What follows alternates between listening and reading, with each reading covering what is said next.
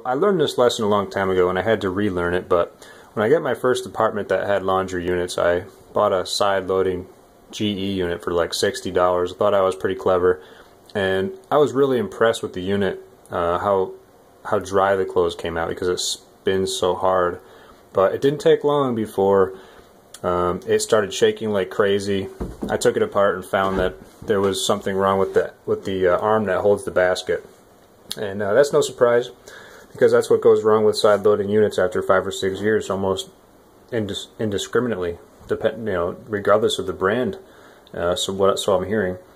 It can be related to bleach, it can be related to the pH of your water, it can be related to OxyClean, or it might be related to none of those things. It just rots out. So many years, after that side-loading unit, I bought a used top-loading unit, and I put new dogs in it, and it was good for the entire rest of the 5 years I lived there. And it was still good when I moved out. And actually, I accidentally fixed another one. I ended up with 2 units because that's what they both needed, was new dogs.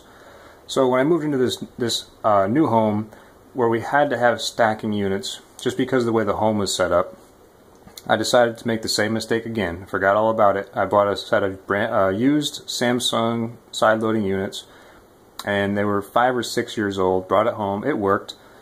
I think I paid $500 for this set, and I thought that was a fair enough deal. And sure enough, wasn't maybe a month later, same thing happened.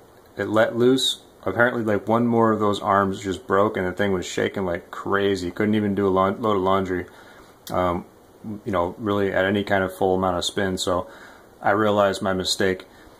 Once again, the arm and the back of the unit had deteriorated and decayed into nothing. And once 2 or 3 of those snap, it just flaps all over the place, out of control. So, it's $100 and something for the part, and it's, 2 hours if you really know what you're doing. Maybe 4 or 5 hours if you're new to it. But if you have a good YouTube video to walk you through it, you can replace that arm. So I ended up buying the arm and 6 bolts. I think it was like $120. I had to take this top unit, slide that off onto the table behind, and then take this thing all apart, which filled my house. There's so many parts, it practically filled half my house with parts.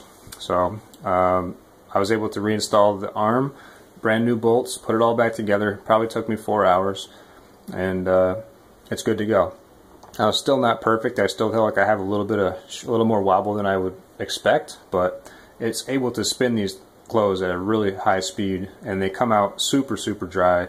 So when it comes time to put them in the dryer expects to take an hour to dry. It usually takes about a half an hour to dry. So huge energy savings because it spins them so hard. I think this one is like at 1,000 or 1,100 RPM.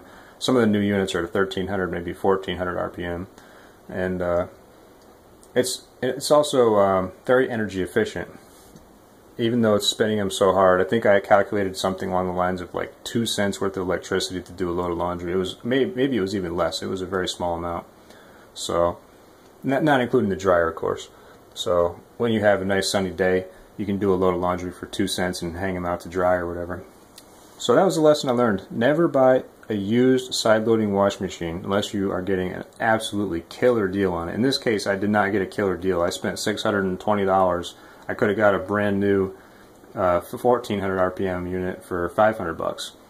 So, of course, I probably could have found a side-loading dryer pretty cheap on Craigslist. So, whatever. It's a lesson learned. Maybe now I just bought myself another 5 or 6 years on this unit, assuming nothing else breaks on it, which is probably not going to be the case. But next time I'll probably buy it brand new.